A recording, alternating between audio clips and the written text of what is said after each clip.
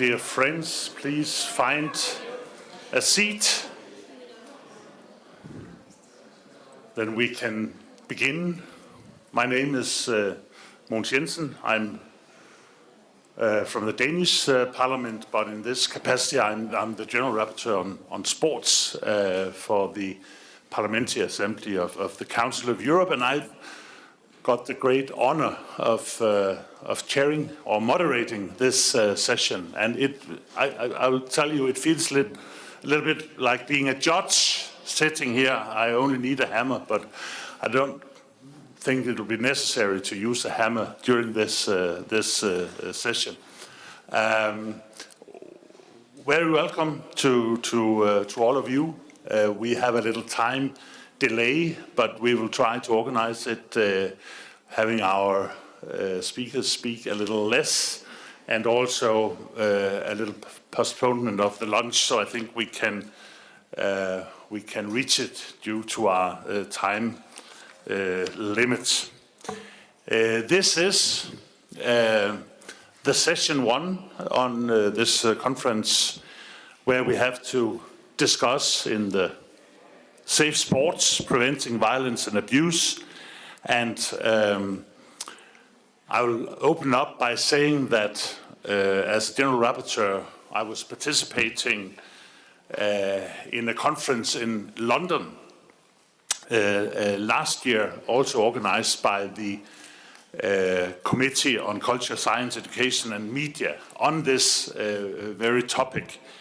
And there I heard the testimony of two elite athletes and also survivors of abuse and violence who revealed the shocking prevalence of sexual, physical and emotional abuse in sport.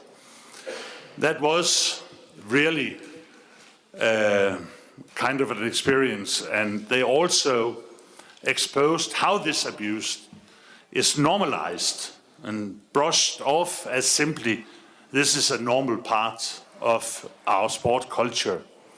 But for the victims, the consequences can be devastating and long-lasting, and all too often they are forced to stop practicing their sport. Moreover, violence also takes the form of hatred and intolerance, of racism, sexism, and xenophobia, which can manifest as verbal abuse, chants, or even vandalism.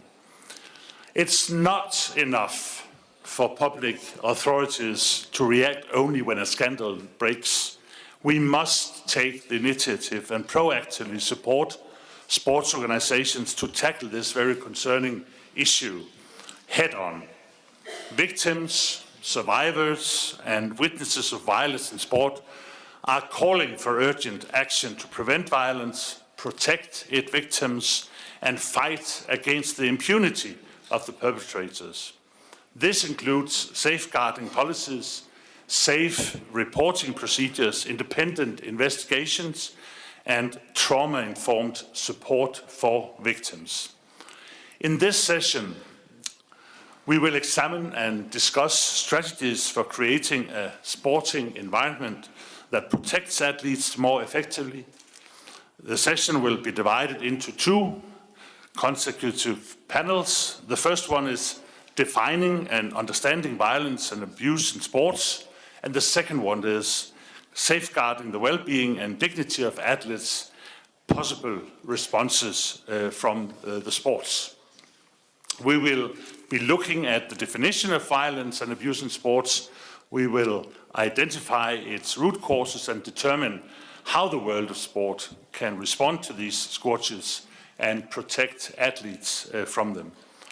I would, of course, like to extend also a warm welcome to our panelists and express our gratitude for your willingness to share your expertise with us. And I kindly request that you now limit your presentation to the 5 minutes so that we also have time for a meaningful exchange with all of us.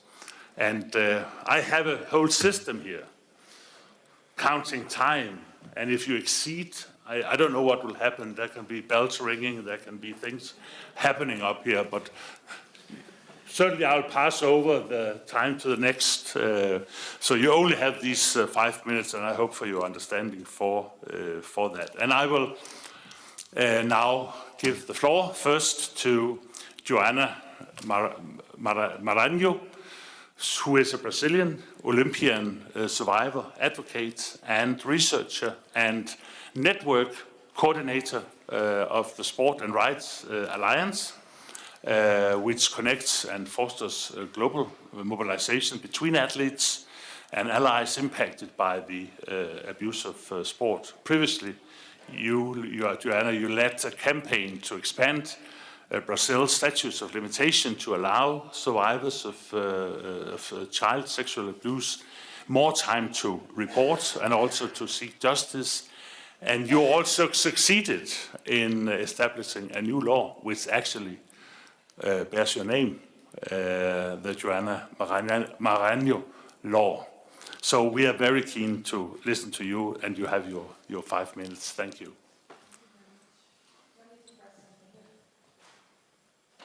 Can you hear me? Yeah, there you go. So 5 minutes. So I'm running against the clock, just how it was when I was a swimmer. Anyways, it's really a pleasure to be here, especially in Athens. This is a place where I fulfilled my childhood dreams. The 17-year-old me raced at the first edition of the Olympic Games, like racing that Olympic final with the Brazilian flag. It's something that I would cherish forever. Fortunately, I was able to compete in other 3 editions of the Olympic Games, in Beijing, in London, and Rio. And apart from all those amazing memories that I've lived in sport, that's not the reason that I'm here today. I come here today as someone with lived experience of abuse in sports, a brutal and horrendous experience that was inflicted on me when I was 9 years old and has almost made me give up not just sports, but my own life. Long story short, I refuse to give up to the stigma around survivors of abuse in sports, often labeled as troublemakers. My mom might disagree. She calls me a troublemaker, and she might be right. But anyway, I decided to do was embrace my vulnerability. I think that's where I found my strength, was by not denying anymore that, yes, I was carrying the burden of being sexually abused in the context of sport while trying to be as competitive as I could, and not silence about how navigating those experiences are. So I decided to humanize myself as an elite athlete. While still working hard in sports, as mentioned in parallel, I've worked to lift the status of limitations in my country. So since 2013, victims of abuse and harassment in Brazil, they have doubled the amount of time to report if they wish to. Last week, Brazil has passed another bill conditioning governmental funding to sports organizations for safeguarding measures. So they only receive if they commit to have a reporting system, to have a policy in place, and so on. Slow but steady steps forward with still lots to do. If you ask to define myself, I would define myself as an advocate. And through the work that I do at the Sport and Rights Alliance, we are an international coalition of civil society organizations fighting for human rights in and through sports. What we want to do is to make sure that sport is safe to everyone. But how do we do that? Every single day, I am reminded through my work that my story is not unique, that this is a global and systemic issue, and then people are struggling really hard to navigate the trauma of something that was inflicted on them, because no one would choose to go through such horrendous experiences. And through the network that we created, trying to strengthen those safe spaces for people impacted by abuse in sports, we do our best to advocate for systemic change by amplifying our voices in a way that this process kind of like help us to heal, because we should have the right to heal. And we build a sustainable sport ecosystem. I think we can all agree that there's no sport without athletes, and there's no sustainable sport if athletes are being abused, silenced, and retaliated when they decide to speak up about the abuse they suffered. That's not the force for good we know that sports can be. We're talking about a topic that is extremely complex, an integrity issue that I think is the most complicated among all, but that shouldn't stop us from trying to tackle it. Preventing abuses from happening in the future is very important, but there's no way to look to the future if you don't reconcile with the past. We need to build a system that looks back and respects and honors those who have been harmed by the system. So I think that a better focus on how sports respond, the available pathways to justice and remedy are, if not more important than prevention. I'm also a sports, oh, that's 5 minutes, that's my time. Anyway, so my call to action to you today, 1 more minute, okay. So my call to action to you today is just first to stop denying that this is a systemic issue, to take accountability and recognize the urgency of this problem. I was very pleased today to hear that sports integrity and human rights issue are intertwined. I agree with that harassment and abuse cannot be overlooked, and that it's time to promote solutions and build power. How do we do that? We've been tackling this when it comes to anti-doping, to match fixing, and good governance. When it comes to harassment and abuse, we have nothing. So I'm not saying that we're quite there yet, but there is at least a holistic framework, and we need to look into that. To finalize, to victims, survivors, and whistleblowers, whether if you have disclosed your story or not, you have my respect and my commitment to continue to fight for our rights and the way forward that is proactive, collaborative, with the engagement of sports governing bodies, government, civil society organizations, that is centered on survivors and that is evidence-based. I did it. Thank you very much.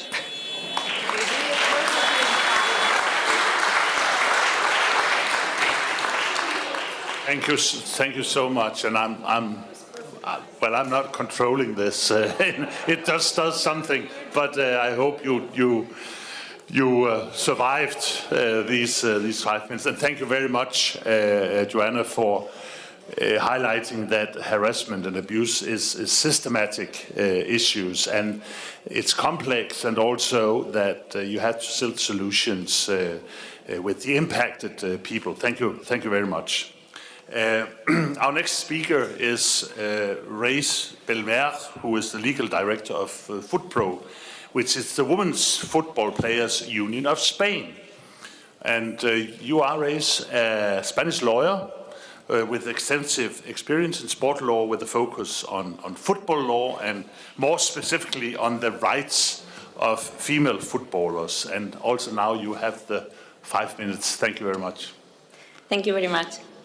So, good morning, ladies and gentlemen, and members of the football and sports family. First, I would like to say thank you for the invitation. For me, it's an honor and privilege to be here in the Hellenic Parliament. I'm a sports lawyer based in Spain, in Madrid, and I'm working with FootPro since the beginning in 2022. FootPro is the Spanish Women's Football Players Union, and is the only country that has a female football players union, because we have another football players union, male players union, but FootPro was created by the players, female players themselves, due to the lack of interest of the male players union in women's football in Spain. So this is something really special and particular in our country, Spain. And taking as reference the situation in Spain and the conflict in the past FIFA World Cup in Australia and New Zealand with the former president of the Spanish Football Federation, Mr. Luis Rubiales, and the player Jennifer Hermoso, one of the important conclusions is the importance of the union in the players and to have a single voice through, for example, a union or an association, to generate a safe support network and to advise them correctly. For example, in this case, in the last World Cup, we did it by coordinating the message, with the most veteran players, also former players, the current players from the national team, after the Rubiales kiss, and doing with the famous "is over", se acabó, the message, and also the statement that the players published.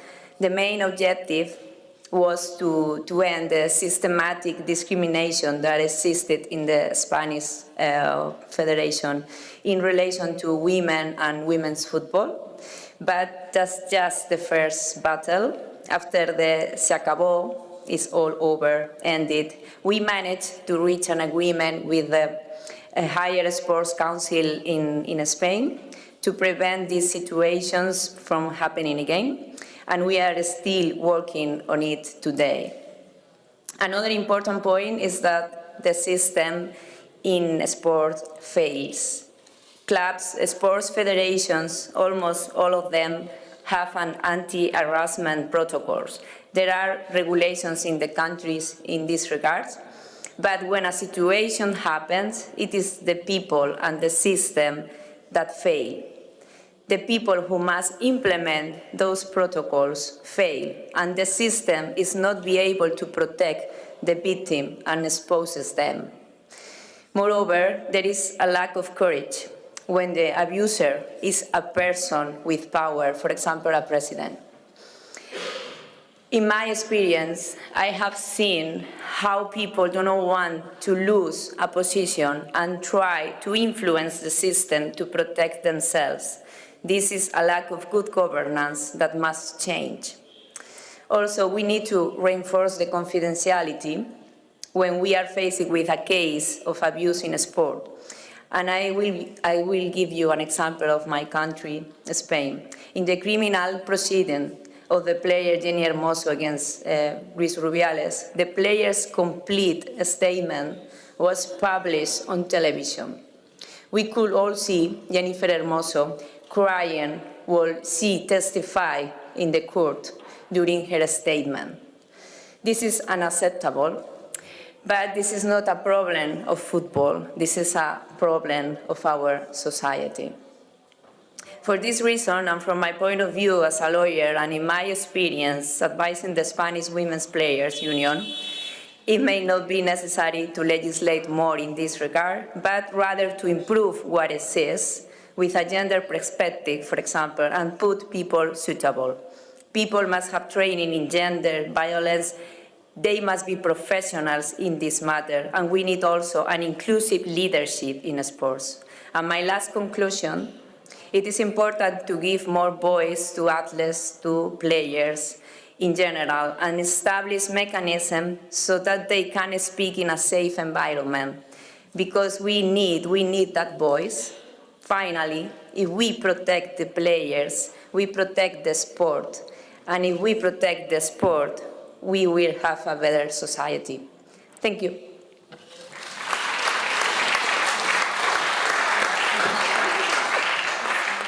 Thank you very much, Reis, and especially for reminding us that it is important to give voice to the female football players and athletes in general, and to establish mechanisms so that they can speak. Thank you. Now our next panelist is Jill Warners, who is the Vice Chairperson of Safe Sport International, and that's an agency leading on the elimination globally of all forms of violence, abuse and harassment against athletes. And Jill, you also have a distinguished 5 minutes, and the floor is yours. Thank you. Thank you very much, Morgans. And Kalispera, good afternoon, everybody. First, a thank you to the Parliamentary Assembly of the Council of Europe for having us here, and the Hellenic Parliament for organizing this today. Also acknowledging the strength of Joanna and those who have gone with you by standing up and speaking out, and with that being the advocate and catalyst for the needed change. As Morgan said, my name is Giel Warners. I'm very happy to be back in Athens after 20 years, where I also competed in the Athens Games. Although I have to say there's less pressure then than there is now. Besides doing many other things, I am Vice Chair of Safe Sport International. And I think in a city like Athens with so much history, let's use that history to guide us in the right path for the future. I'd like to give you some context of the field of safeguarding in general. The whole movement that led to the creation of SSI was kick-started back in the 1990s with the work of Celia Breckenridge and Carrie Fasting, stemming from the feminist movement paying attention to interpersonal violence against women in sport.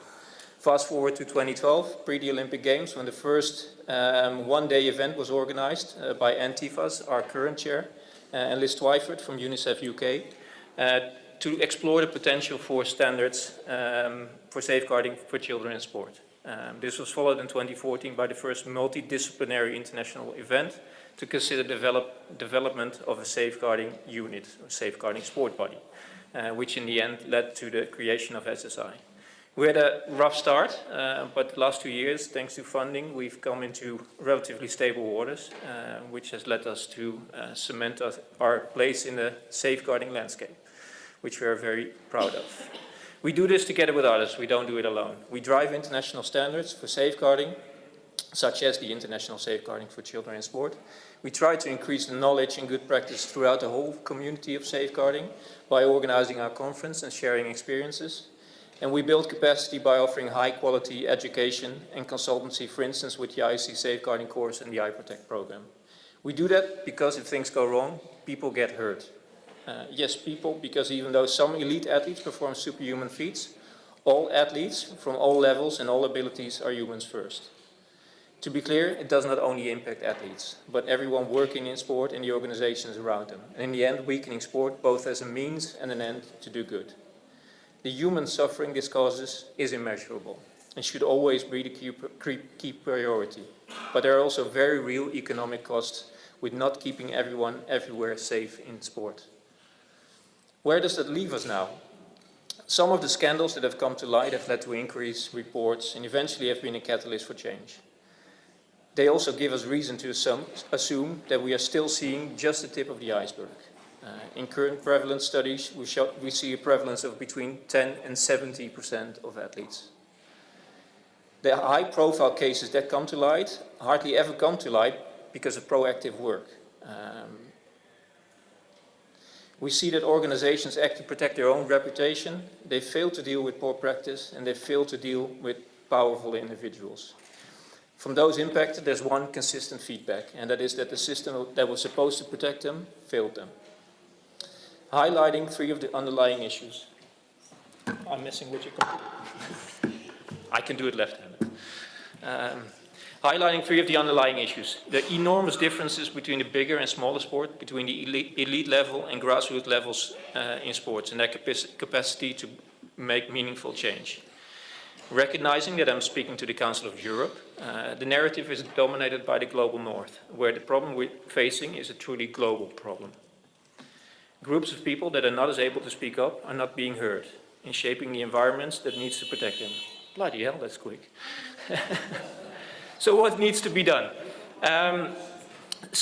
Good work has been done. Let's focus on that. The Council of Europe, UN, UNICEF, and many other organizations have done great work, mainly in the policy areas. What's lacking is a solid governance around them to make them efficient and effective. So that's definitely an area where we see a need for improvement to make sure that the rules that are in place are being enforced. And since sport is a reflection of society, the role of governments is crucial in accelerating that change because sport is slow to change. I think one of the recent developments to take into account is that athletes are more and more standing up and speaking out. So please take those voices in whatever policy or solution you shape. Finishing off, trying to be mindful of the time, we are all here today because we love sport, we care about sports. And we all have a responsibility in keeping everyone, everywhere safe in sport. But some have more influence than others. Thank you.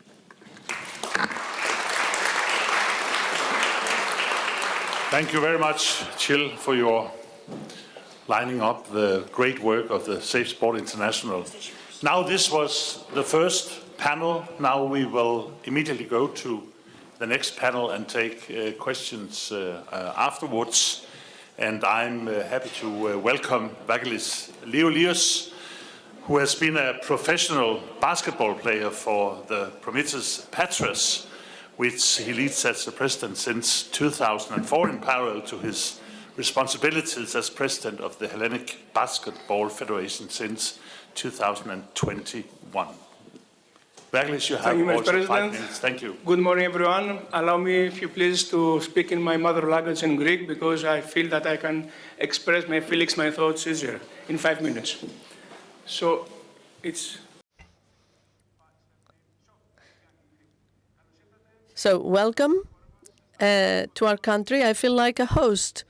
Thank you, Mr. Speaker, and Mr. President, for this initiative. I'm the president of the Hellenic, the Greek Basketball Federation. What does that mean for Greece with figures? We have 125,000 athletes, 5 to 105 who play basketball as amateur athletes. And at the same time, we have another 15,000 people who are coaches, arbitrators, referees, and who are in the embrace of the federation. We have the Secretary General of Sports, where we are under as a federation. And since the Parliament is legislating, we are listening to the laws of the Parliament. At the same time, I see in the Council people coming from different parts, independent organizations who share the experience, their experience for our sport and the other sports, basketball and the other sports. We, as a federation, we are in a position so as to implement what is legislated and the encouragements of the organization. So we are the actors. As a federation, we all recognize in this hall that in our times, the problems, violence is already increasing. It is a social phenomenon, but it is also seen in sports. And there are other things that we have to deal with. We have to protect them, as we heard before in the previous session. Beautiful things that we need to protect. I believe that we have three roads of action, three paths. First is to protect, to safeguard, which is just the tip of the iceberg, to safeguard the integrity of sports. So in the federation, we have as a frame of reference for such phenomena, we have a control mechanism and we can safeguard our space. But this is one part. If we just engage on safeguarding or punishment, we will go after our tail. Of course, it is our obligation to do so, but the second level, which we are implementing as a federation and which I heard before very attentively, the vice chairperson talking about proposals, the next part is not just control and punishment, is to plan for information programs, communication programs, information of the population, the sports population, so that they can be more familiar with the phenomena, with what is happening, to be open to integration, to be open to transparency. So this is the second part. The third is the restriction. Second is information. And these are two important steps. Are they enough? No, they are not enough. Believe me, they are not enough. We will never solve the problem with just these two. My opinion and the opinion of the Federation, and what we are doing, and we have advanced in that, is to implement actions. Actions which don't act as restriction or as information, but as proposals. I'm taking a step backwards. Sports is dealing with children, but everyone was feeling a child. If you say to a child, don't do that, the child will do that. If you prohibit to a child to do something, they will do so. They will listen to it, but they will do it. Otherwise, we would say, do not smoke, and people would not smoke. So what sport is doing is offering a proposal. What we are doing is proposals. 3,000 departments that play basketball with 55,000 children. We have a program where we are going out to the society with a coach, with the children, 15 children, and they are going out to society to have integration programs. And each department selects from a platform of proposals, and at the end of the day, we have every 6 months 6,000 actions, social actions where children go out. So the children understand that basketball is not just putting a ball through a net. It means to go out to the society, to talk about equality, to talk about the problems of the neighbor, to talk about the environmental problems. Sports is not just playing. Sport is a way of life. And yes, we have 125,000 children. 5,000 of those will play professional basketball, but 25,000 will be active citizens. So we don't need just to protect them from violence, but to provide solutions as to how to be active citizens. Apologies for taking more of your time. Thank you. Thank you so much, Regulus, and especially for your information on the great integration work that you are doing.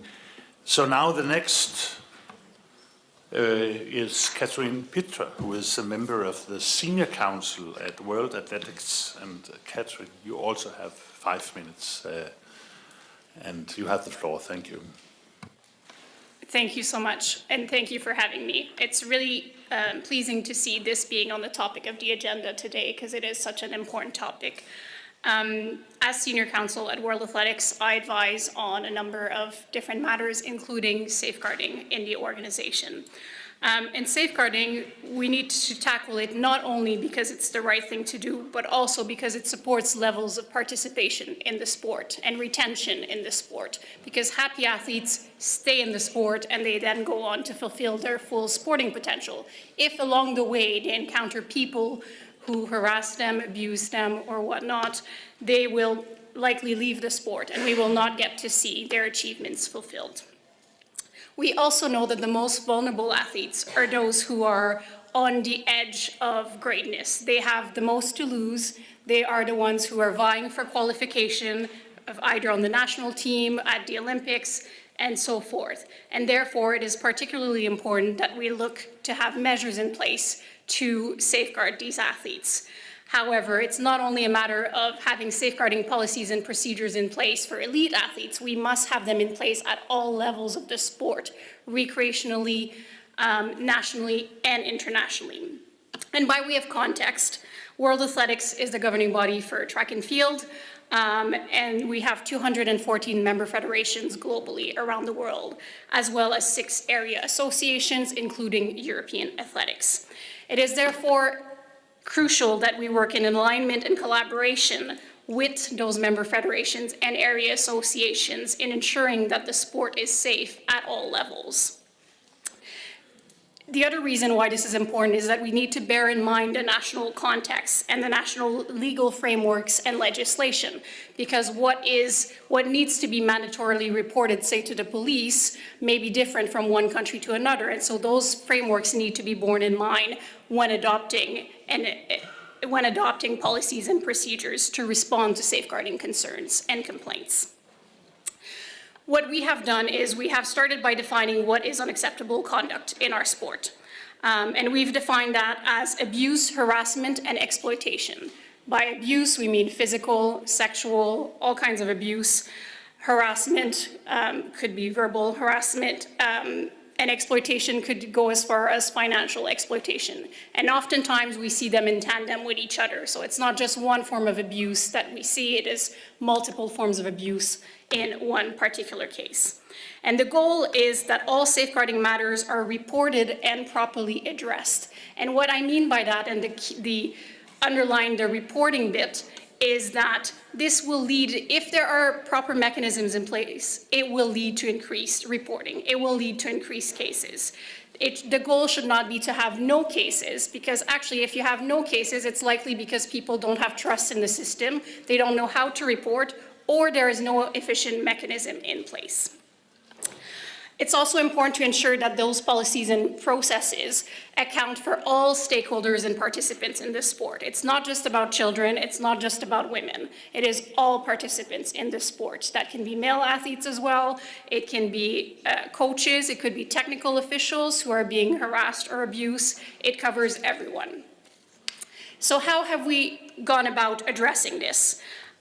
So we've taken a two-pronged approach. The first one is to educate and empower our member federations to appropriately address the safeguarding matters arising in their jurisdictions.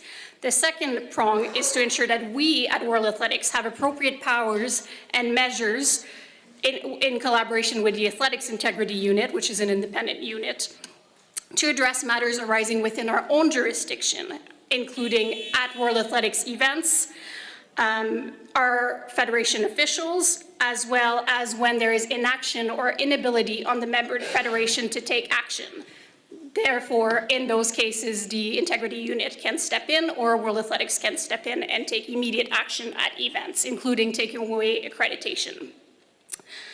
In terms of the member federations, we have a course available free to access for all member federation members.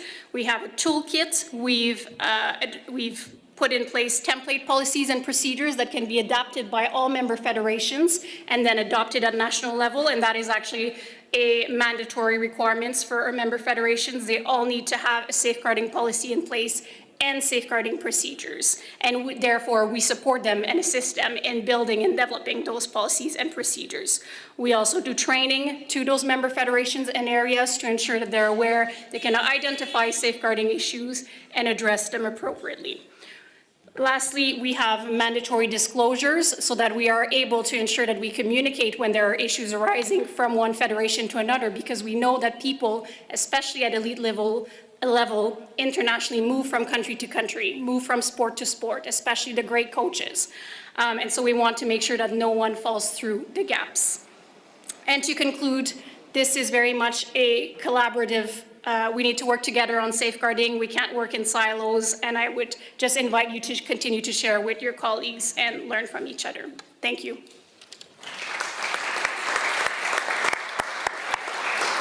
Thank you very much, Katrine, especially for highlighting that it's only through collaboration that we can achieve these aims.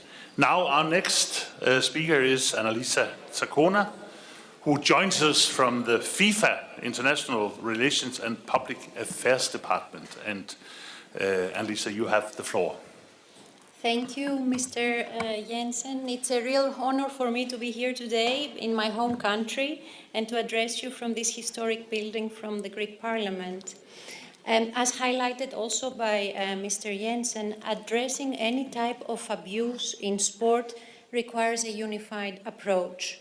It is essential to acknowledge the limits of sports organizations in addressing such complex social issues alone. We must continue to work together, build on the work already started to create safe and inclusive environments for all. I would like to focus on two key areas of FIFA's efforts. The first one are initiatives to combat hate speech and racism in football.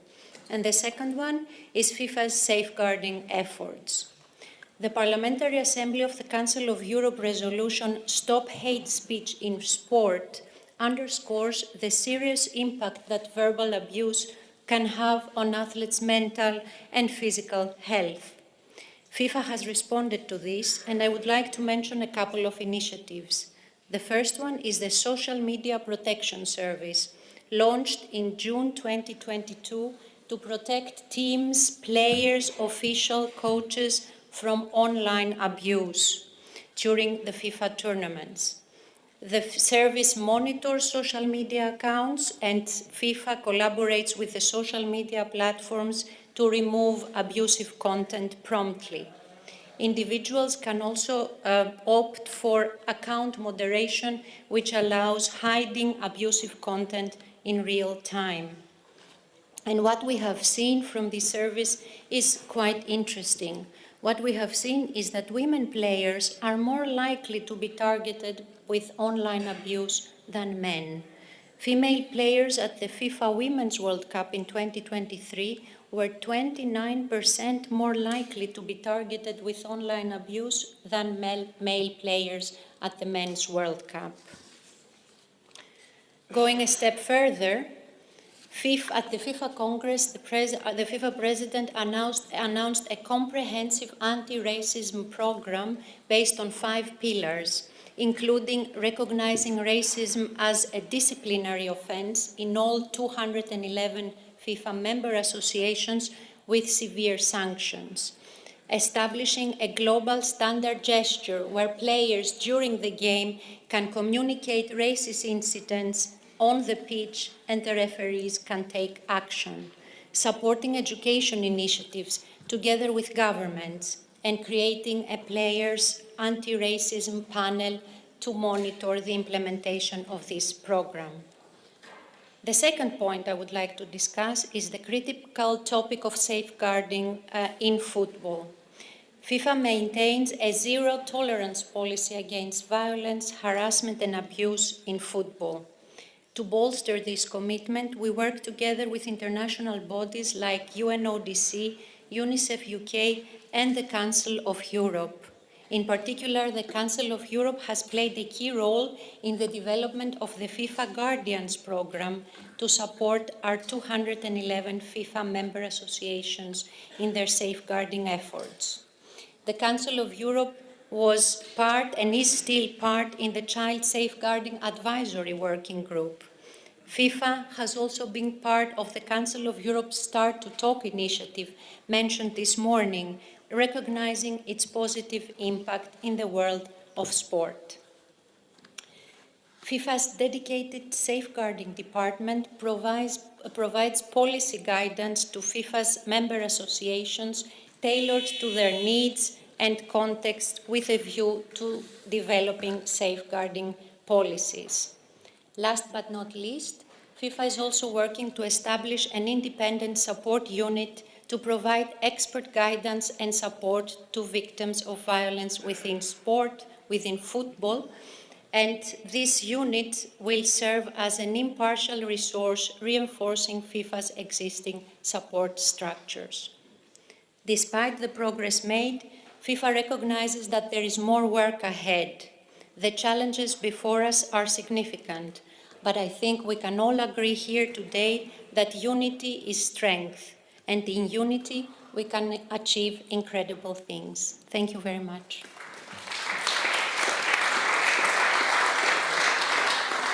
Thank you very much, Annelisa, and of course especially also for recognizing that there is a lot more work ahead, because I think we all realize that also for the sports organizations. And now the last speaker in this round is Sharon Schoppenbrock, who is the director of the Council of Europe Directorate of Equal Rights and Dignity, and you also author in the fields of human rights and constitutional law, and you will walk us through the different Council of Europe standards and tools to fight violence and abuse in sports. You have the floor, Jürgen. Thank you very much, Morgan. Thank you. Welcome to all. I have the honor to walk you through a huge area of Council of Europe work in 5 minutes. I'll do my best. I'll have to cut short some of the points.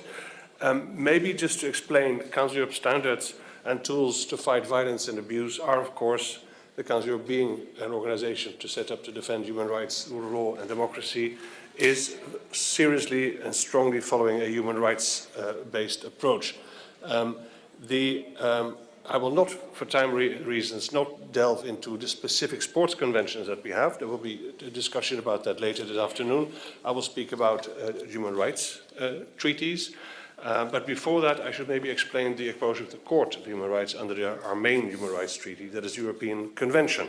The European Convention on Human Rights, according to the Court, does not only contain negative obligations for member states to refrain from taking measures that interfere with rights, but it also contains positive obligations to ensure that human rights are protected even in private relationships between individuals. That imposes a duty on governments, on authorities, on legislators, on the executive, to ensure that there is a sufficient level of protection. Now, that of course is highly relevant for an area such as sport, which is a hybrid area, which is not a vertical area, state versus the individual, but there is a myriad of sports organizations, of clubs, associations, individuals, coaches, and you name it. So this is a multi-stakeholder environment. Now, how this general obligation to protect between private individuals things like physical integrity and other important human rights, how has that been articulated? Now, mostly through specific human rights conventions in the Council of Europe. That is, first of all, I want to mention 3. First of all, the Istanbul Convention. This is a convention, full title, on preventing and combating violence against women and domestic violence. This is based on the understanding that violence against women is a form of gender-based violence. We heard about this earlier today, committed against women because they are women. The obligation of the state is to address gender-based violence fully in all its forms and to take measures to prevent violence against women, protect victims, and prosecute perpetrators. The Article 14 of the Convention specifically mentions the equality between men and women, requiring non-stereotyped gender roles, non-violent conflict resolution, and personal integrity to be included in education curricula at all levels. And Article 14 even mentions the word sport, saying that these principles should be promoted specifically in the area of sports. The monitoring body in the Council of Europe, Grevio, an independent body of experts, regularly examines to what extent states have actually done this. Sexual abuse of athletes by coaches, for example, is a fact, but it remains largely a taboo topic. Grevio, the monitoring body, requires that procedures should be put in place to detect such violence. If I may quote one example concerning the report it adopted on Greece in November last year, Grevio strongly encouraged the authorities to introduce clear guidelines on the identification and reporting of all victims of gender-based violence at school and in informal educational facilities, including sports, in the light of recent public disclosures in Greece in November last year of sexual abuse of athletes in sport. Now, other important reports, monitoring reports on this Istanbul Convention are also important and enlightening. I mentioned, for example, Belgium and Malta, where there are also interesting positive examples of good practice. The second convention I want to mention concerns children. Now, sport, we have heard, is great for children. It brings joy, it brings happy, healthy habits and creates a sense of belonging. However, it also creates an environment where potentially there can be abuse, sexual abuse. Our Convention on the Protection of Children from Sexual Exploitation and Abuse, the Lanzarote Convention, helps governments and stakeholders to do just that. It is a very ambitious and the most comprehensive international legal instrument in the world on this topic. States are required to criminalize sexual exploitation and abuse within all settings, including in the circle of trust, family, but also in sports settings, especially where people have a certain influence, authority over children. A strong prevention measure required by Lanzarote is the screening of professionals who are in regular contact with children, such as in sport, not only professionals but also volunteers, importantly. And already mentioned twice is the Start to Talk project that we have launched to actually promote more awareness of these issues in this world of sports. Finally, the Trafficking in Human Beings Convention. 2 paragraphs, if I may, Mr. Chair. The human trafficking of human beings actually affects many sectors, including the sports industry. Traffickers have targeted athletes, and usually from Africa or Asia, promising them contracts, mirroring wonderful futures with the sports club in Europe in order to extort money from them. These issues have been largely under the radar, but the GRETA, the monitoring body, is pursuing these. There has been a report of a case from Portugal, but clearly there's much more to be done on this. To sum up, Mr. Chair, I think the point I wanted to stress is that this issue is not only a matter of policy statements, but they're actually legally binding obligations, instruments for our member states. So encourage all parliamentarians here to work in the countries towards implementation of all these standards, also in the area of sports. And I would encourage sports organizations, athletes organizations, to use these instruments also at home and at the international level. Thank you for your attention.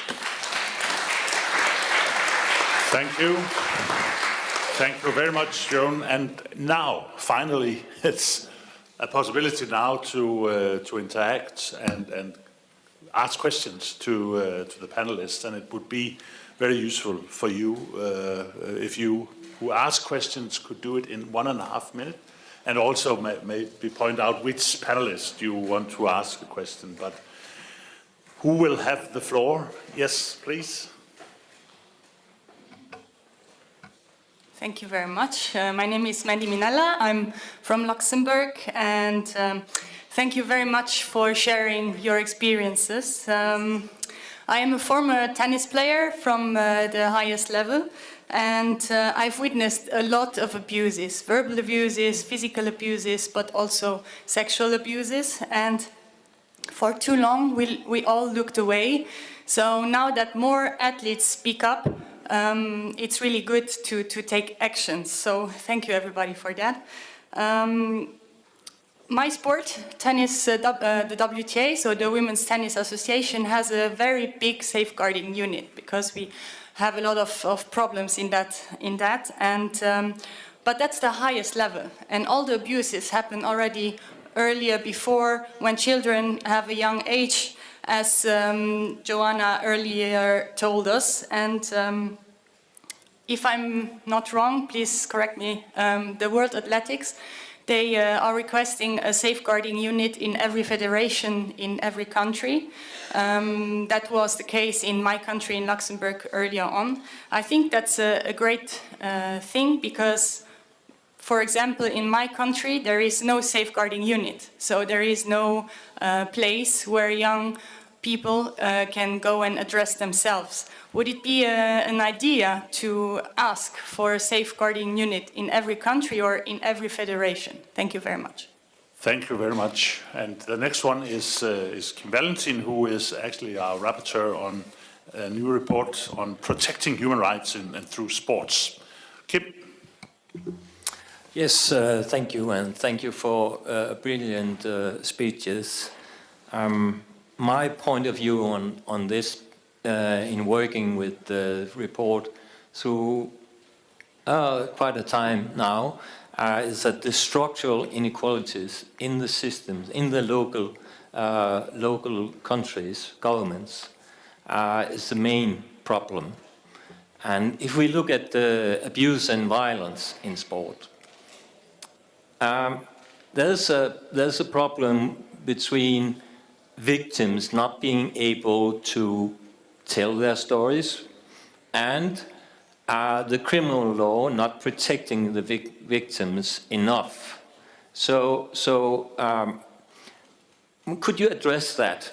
It's a question to you. Could you address it a little more explicit? What is your recommendations to changes in the criminal law?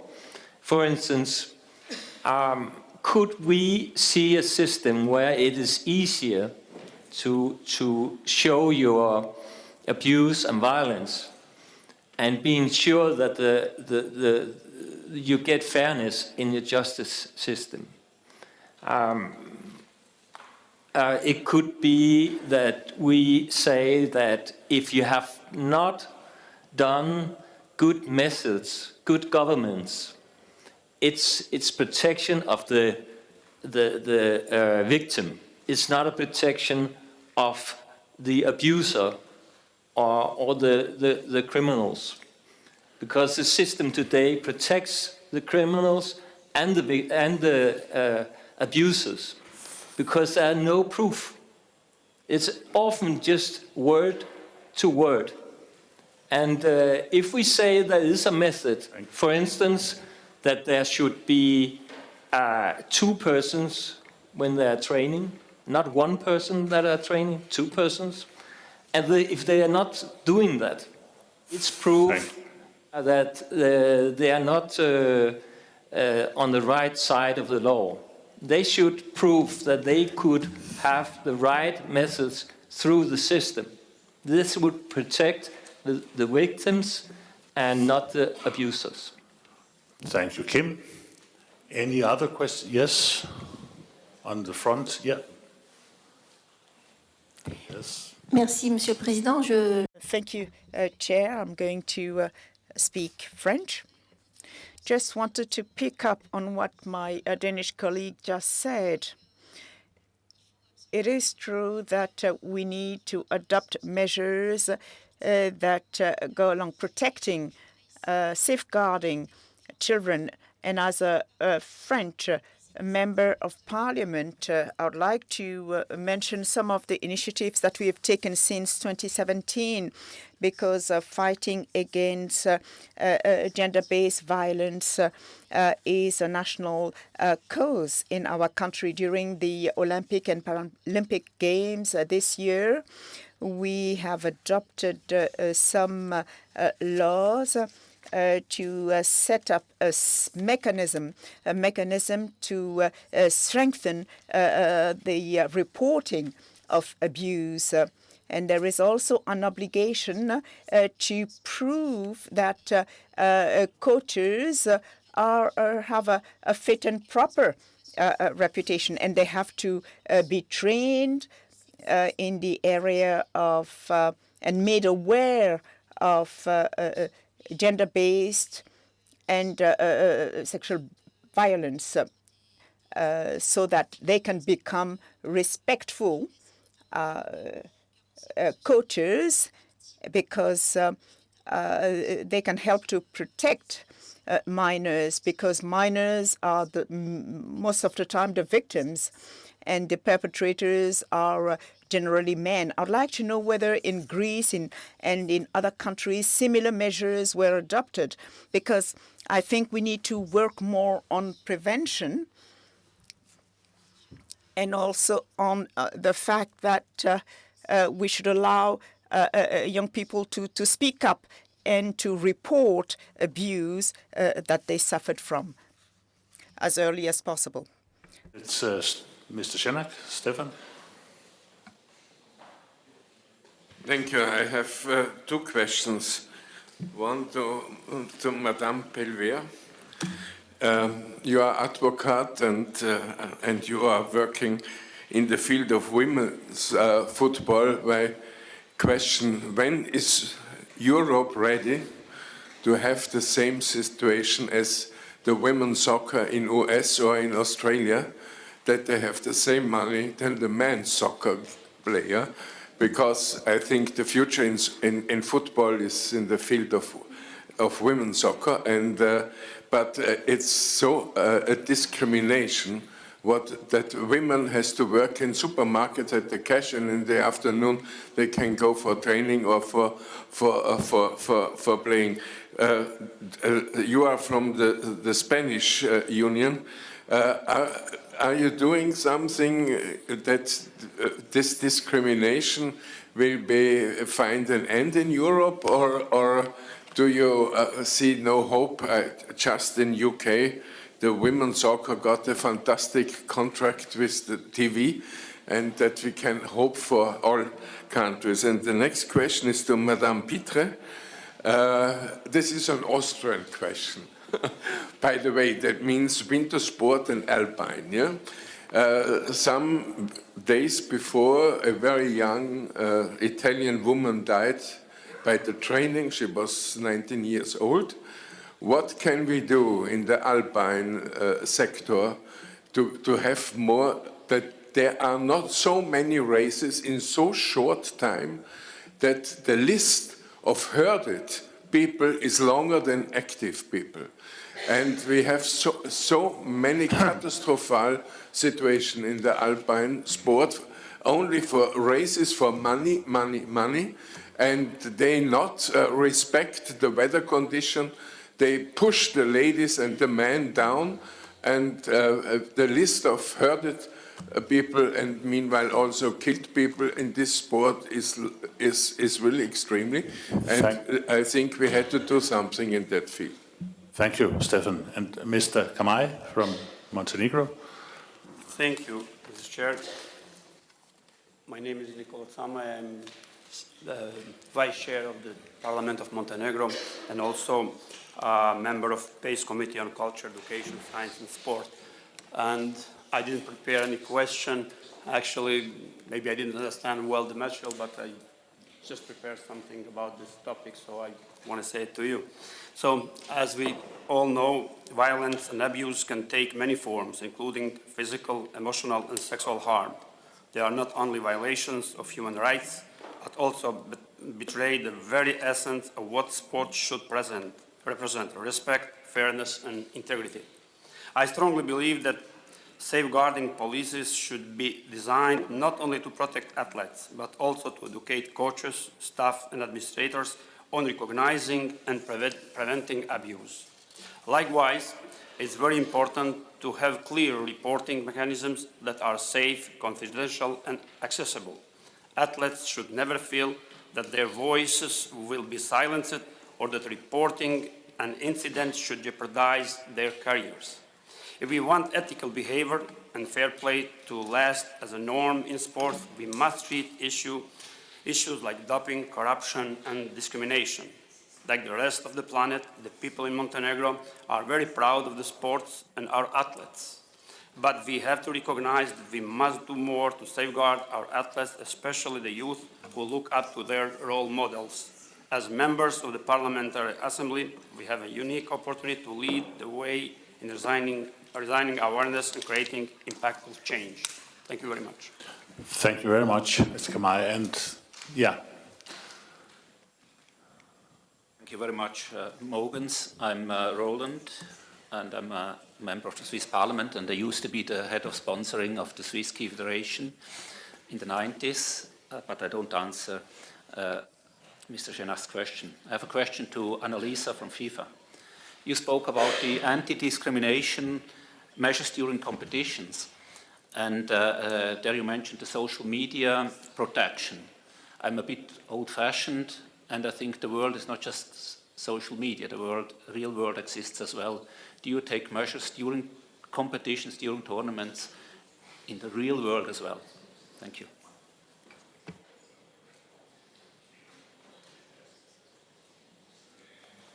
Yeah, thank you. And our last question, now two raised. This, okay, anybody more wanting the floor? Because then I've noticed the two colleagues, and yes. And you have the floor. And please introduce yourself. Thank you. Yeah. I'm asking, we had in Austria, I'm from Austria, we had the problem that there were cases of abuse and of violence, and federations, they tried to take care of it, but there was reluctance on the side of the victims to trust the federations. And that is why we made a unit of trust. It's called Vera, and they're working as kind of a mediator between the victims and the federations. We started it 2 years ago, and I think it's going on very well. And I want to ask, actually, most of the panelists, are there any experiences from other countries of such units who are state-driven and they mediate not only when it comes to prosecution, then it's okay, then it's criminal law and it's the state's obligation to deal with it, but it's the level below, and this unit of trust, it works in the actual conflict, but also in helping the federations in building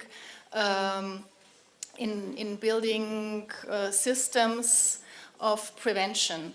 And I think this is one of the most opportunities of this unit brings. So do you have any experiences from other countries with this kind of units? Thank you very much. And now it's our colleague from Cyprus, Kostas. Thank you, Mr. Chair. I'm coming from a country where football, athleticism, especially football, was and still is heavily politically polarized, with lots of problems created by this situation. And the problem of proving the bad practices and the abuse in sport, coming from the lack of evidence required in order to prove this tolerable behavior. So I think that, and I'm referring to Mrs. Belver with the protocol in Spain, and Mr. Stockelberg on good practices. I think that the best solution is not to have criminal style honors of proof, but simple proof in order to accelerate and facilitate the proof of any abuse. Criminal law is something which is there. I mean, it can be enforced by the authorities, but the sport authorities have to be more flexible when dealing with these problems. And my last question is to Mrs. Annalisa Tsakwana. What are the safeguarding measures that FIFA has been placing in the case of transfer of underaged or vulnerable players? Because in the past we had these accusations and problem with the abuse and the exploitation of younger people. So thank you very much. Thank you, Kostis. And the last asking questions will be our colleague from Ukraine, Yuri Kamarchuk. Yes, thank you. My name is Yuri Kamarchuk. I'm a member of Ukrainian Parliament. I have two questions. The first is about security mechanism. Maybe someone will answer. How do you assess the effectiveness of existing security mechanism for athletes at international competitions, especially in conditions of armed conflicts and threats of terrorism? Are new security measures planned? And second, it's about supporting athletes from Ukraine. Do your organization have special initiatives to support athletes who are facing the challenges from the war in Ukraine? What role can the international community play in creating conditions for Ukrainian athletes? Thank you. Thank you very much. And then lastly, we had two. This is a very popular session. It's nice. And first, it's you, sir. Thank you very much, Mr. Speaker. My name is Stefan Mayer. I'm a member of the Federal Parliament of Germany, a member of the Sports Committee of the German Bundestag. 4 years ago, we began to establish a nationwide safe sports center in Germany. It should be driven by the state. And as I said, it had begun 4 years ago. We see that the devil is in the details. So it wasn't so easy to find a consensus on a safe sport code, especially to find a consensus with the sports associations. On the one hand, as the Austrian colleague already mentioned, also we are aware of the fact that among the athletes there is sometimes reluctance to rely on the objectiveness and on the competence of the sports associations to deal with cases of sexual or physical or psychological abuse of athletes.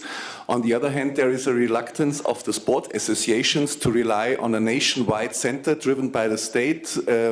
They do not see a benefit from this nationwide center. So I would be interested in the point of the view of the panelists. If you notice comparable developments in other states. On the one hand, reluctance of the athletes with regard to the competence of the sport associations. On the other hand, a very broad reluctance of the sports associations due to the principle of the autonomy of sports if the government or if the state deals with these issues. Thank you very much. And then the last question will come from our colleague. Yeah. Thank you. I'm Enis Kervan, Vice Chair of the Committee of Sport from Kosovo. First of all, I would like to express my pleasure to be at this meeting where sports are discussed. And I would like to thank all panelists for their information or presentation.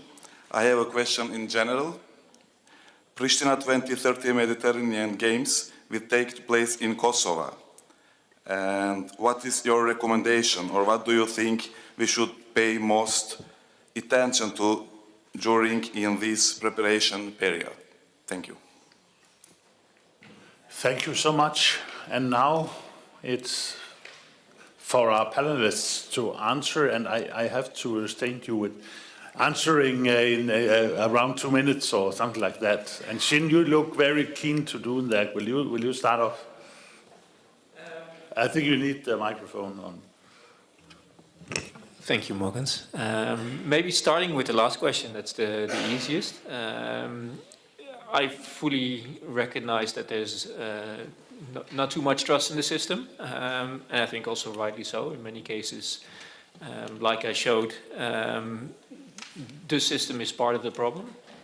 And also where we have seen more independent units being set up, floodgates opened with people coming forward. So that means that before there was a barrier, mainly trust, and when that is taken away, there's much more to come. For me, it's simple. In the end, it's a human problem. It's not a sport problem. So I think there definitely should be state involvement, and where we see a combination of sport and state working together, then you get strong solutions. Thank you. Reis, you have a comment for? Yes, some of the thank you. questions. Yeah. Well, I think about the protocol. It was a question about the Spanish FA protocol. The thing with the protocol is when the incident occurred, a person who was in charge of the protocol was a member of the board inside the Spanish FA. So this is the first problem, because the lack of independence and also to try to maintain the confidentiality of the proceeding was a big issue in that moment. Also, they try to push a lot the victim to talk, to receive a formal statement during this proceeding inside the protocol. And this is another mistake. And this is not inside the protocol. So we have like the protocol that the government says that every sports federation should have an anti-harassment protocol with consists on this, and this. But when we need to implement that protocol, we don't have the right people to implement that, and we don't follow the system to protect also the victim and to try to offer this protection, to have this testimony and this statement from the victim to know that this is an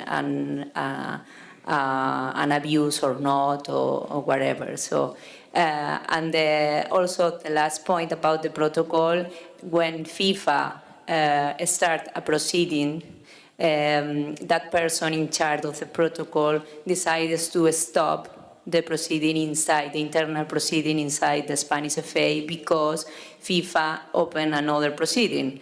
And it was like, okay, what happened with our internal protocol inside Spanish FA? And they say, we wait until FIFA. So nothing's happened with the protocol, anti-harassment protocol inside Spanish FA. That's the situation. So the system and the protocol failed that moment.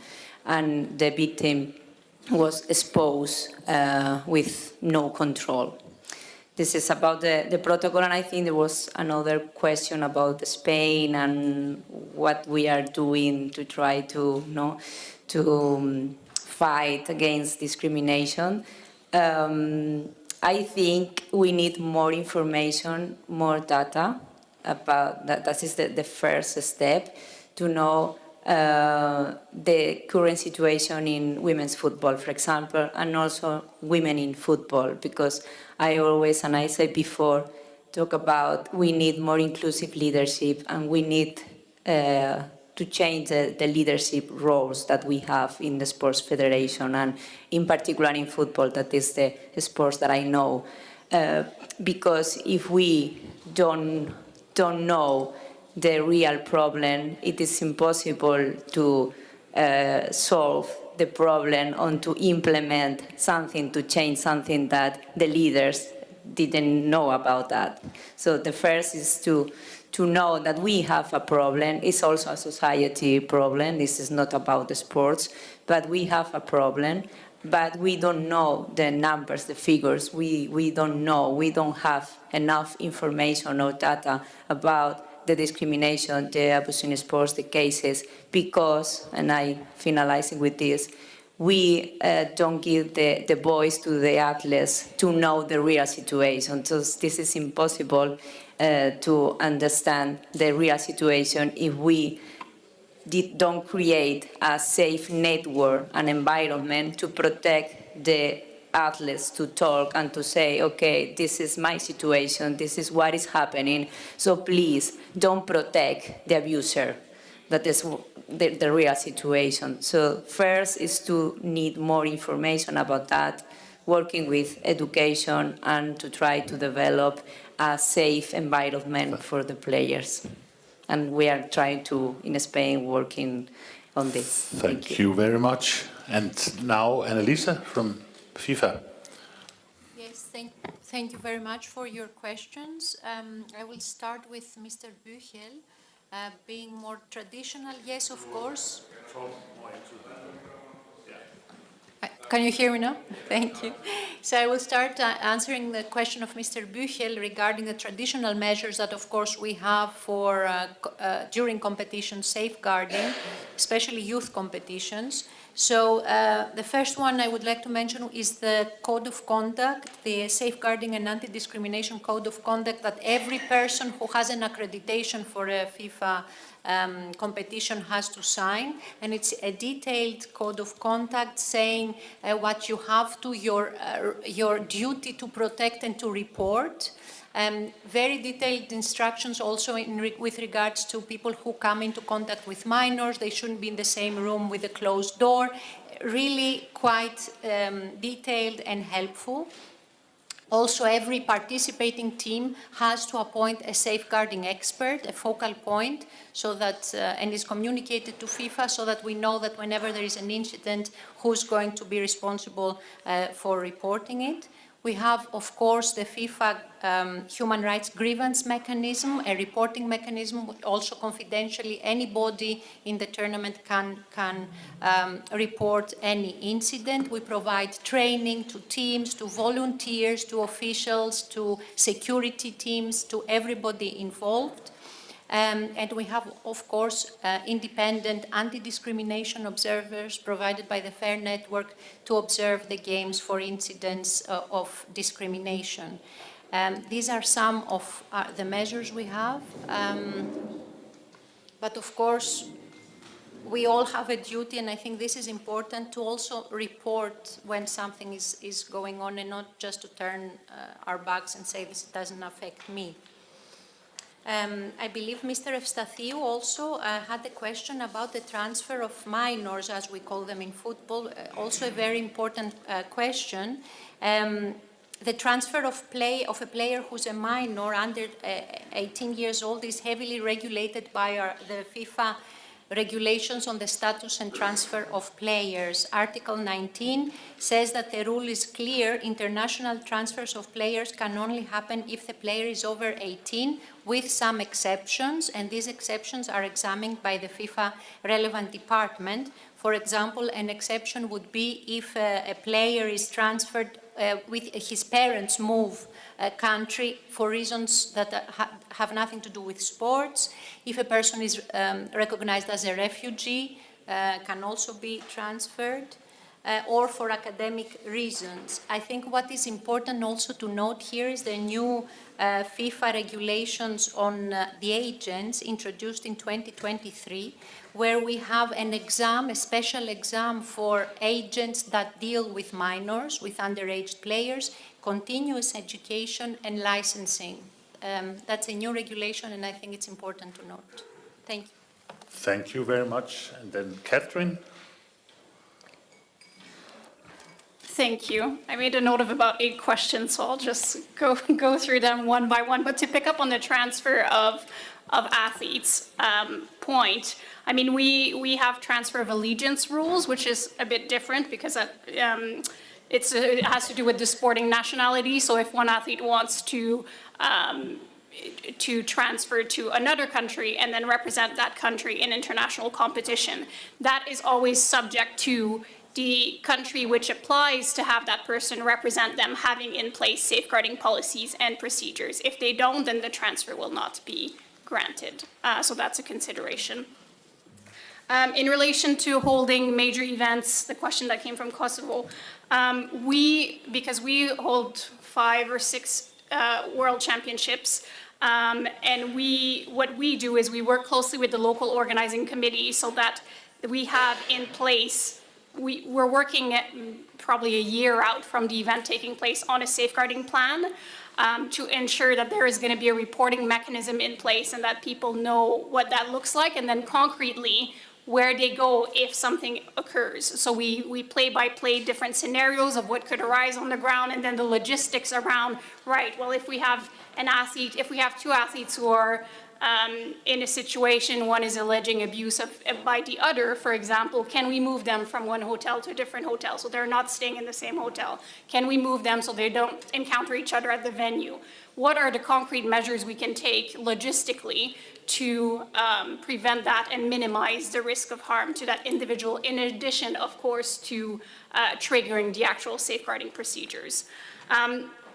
We also, it was similarly to FIFA, we have each delegation has to designate someone who is their team safeguarding officer, and that person needs to have completed our mandatory safeguarding essentials training, which is an online course. But when they're seeking accreditation for the event, they need to demonstrate that they've done the course to be able to attend the event. And that all participants, of course, by virtue of attending the event and participating in the event, are bound by our safeguarding rules. So if something happens, we have the powers to take action. Thank you. Oh, that's it. That's it. Okay. We can discuss after. Thank you. And also bilaterally, if you can talk afterwards. The last one will be Magnus. You have the floor. So many questions, so many nice questions, and I was thinking all these minutes, what happens? Look, I'm going to have my view from a federation, from part of federation. I'm here with all my stakeholders, my HAG, coaches, players, etc. And I'm wondering, what sports? Sports is part of our life, part of our society. And what we're talking here about, it's a problem for our society, about violence, about abuse, about the racism. That's our problems. How were things 10 years before? Better? No. Now it's better. Because now we have made the first step as a union here. The first step. First step is to recognize the problem, to report the problem. We have a policy, a safeguarding policy. We have an anti-racism policy. We have to do against violence and abuse, etc. So the first step is already done. To recognize and to report. And we try to protect the victims. We try to protect. But that's not to fight the real problem is to cut the reasons from the roots. After 10 years, we have maybe a better system to protect our sports, but the real problem in our society will be huge. So if we don't be involved to the education of the new generation in order to realize what racism means, what abuse means, what values means for their life, for their society, then 10 years, we have the same meeting here. We try to protect our sports with our policies, but in a society that these problems will be 10 times more. So I think from my side, from the view of federation involved with sports, we have to spend a lot of not only time, but of our energy in order to see what is the real problem in our society and how to educate our new generation. So the same time we report, we cut the problems, we solve the problem, we report the problems. The same time we are working for the 10 years athletes coming in sports, so to be a new generation, a real new generation. That's from my view, and I really believe that we have to not only to protect or to have a good policy, but also to be involved in the education of our new generation, new athletes. Thank you very much, Douglas. And Jeroen, you also asked for the floor. The reason for not giving the floor to you earlier was because I didn't hear any direct questions. But please, if you have a comment. Just a quick comment, very 30 seconds. It was about the criminal justice aspect, because that was a recurrent issue, level of proof, protection of victims. Just to make it very clear that both in our Istanbul Convention, when it comes to violence against women, but also in Lanzarote, when it comes to child protection, protection of victims is a central feature. And it does mean that protecting the victim's rights, victims' physical protection, does not mean that the perpetrator or the suspect will not get a fair trial. It is possible to do both. And there are guidelines in the Council of Europe on child-friendly justice, for example, on how to also administrate gender-sensitive justice. So there are ways in which you can do it, and I think our general instruments can help countries find the right balance. Thank you very much. Thank you all, our panelists, but also colleagues in the hall for your questions. I think we can conclude here that there is a huge agreement that we have to take a stand firm and take decisive action on this, and only together, public authorities, sports organizations, and politicians and other stakeholders have to work together to make all of this happen. And as I mentioned, the Cultural Committee is preparing a report on protecting human rights in and through sports, and which will be presented next year and will be a way to continue our discussion. Now, so this was our session, but I will leave the word to our General Secretary of the Assembly, who is, for all of us, our big Greek mama, who will now tell us about the practical arrangements. I think, Despina, you have the floor. Thank you, Chair, for reminding that you were my chairperson some 15 years ago, I think, and you were calling me Big Greek Mama. So the Big Greek Mama is really worried that we have kept you 1 hour late from your lunch. So finally you will get lunch, but please, let's all move to the main staircase for a family photo. The President will lead the way, Mr. Rousopoulos will lead the way, and special thanks to the Secretary General of Sports, Mr. Mavrotas, who will be actually the first speaker in the afternoon session, which will start at 3:10. So let's have the photo, the lunch, and 3:10 we're back. Thank you.